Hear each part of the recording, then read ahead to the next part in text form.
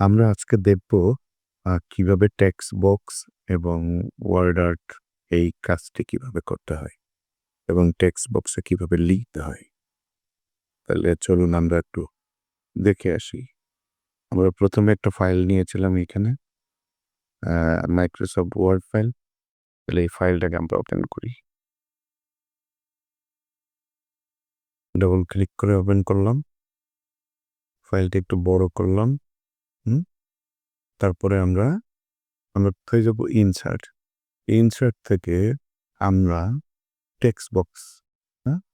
Text বক্সে যাব। Text বক্সে যে ড্রপ ডাউন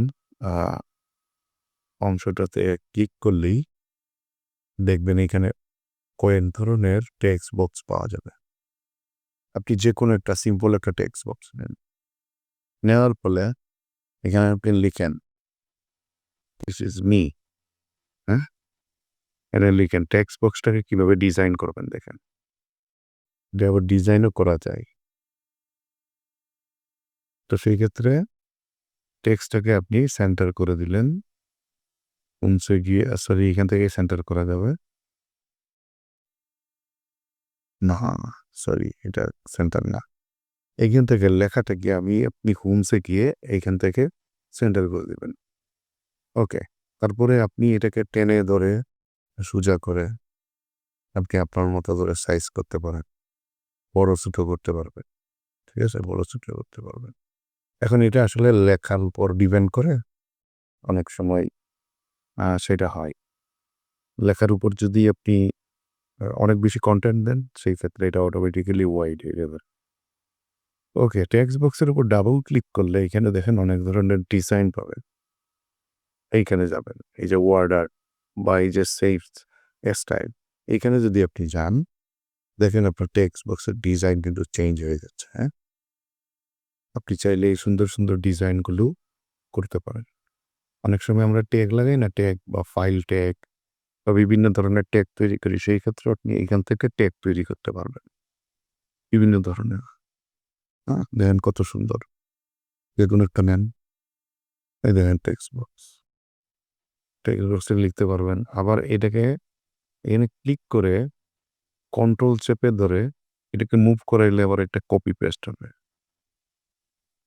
বা নিচে যদি আপনি করেন তাহলে এটা কপি পেস্ট হবে। ঠিক আছে? ডুপ্লিকেট করতে পারবেন। তো সেই ক্ষেত্রে এটা টেক্সট বক্সের কাজ। এইখান থেকে আপনি যদি একটা কনটেন্ট নিয়ে আসেন, সাপোজ আপনি যদি লরেম ইপসন ধরেন, লরেম লরেম ইপসন ক্লিক করলে আপনি যখন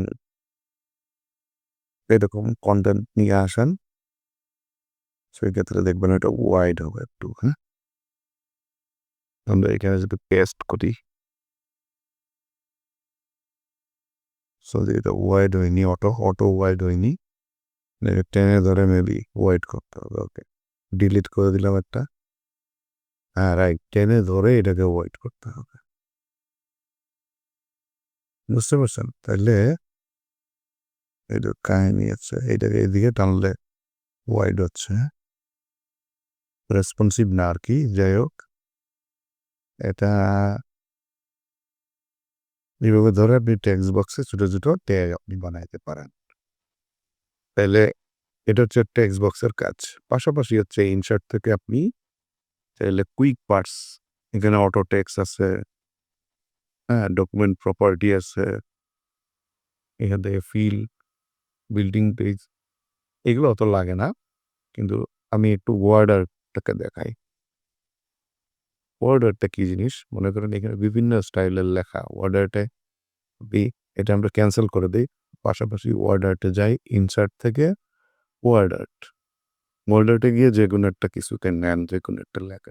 সাপোজ এটা নিলাম। বক্সটাকে এখানে নিয়ে আসেন। এখানে একটু লেখার স্টাইলটাকে চেঞ্জ করার জন্য এখানে আপনি ক্লিক করেন। সাপোজ এখানে লিখেন যে সুমন, হ্যাঁ? তাহলে সুমন লিখলে এটাকে যদি আপনি বড় করেন, বড় হবে টেক্সট বক্সের মতো আর কি। আবার এই লেখাটাকে চেঞ্জ করা যায়। ওয়ার্ড আর্টে গিয়ে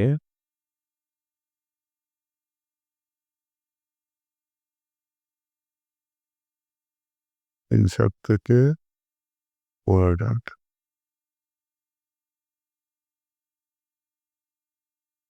এই লেখাগুলোকে আপনি চাইলে অন্য স্টাইলে করতে পারেন, আপনার নাম লিখতে পারেন বা যে কোনো কিছু। এটা ছোটোখাটো সিম্পল জিনিস, এগুলো খুব একটা লাগে না, কিন্তু তারপরেও যদি আপনি চান এখান থেকে ব্যবহার করতে পারেন।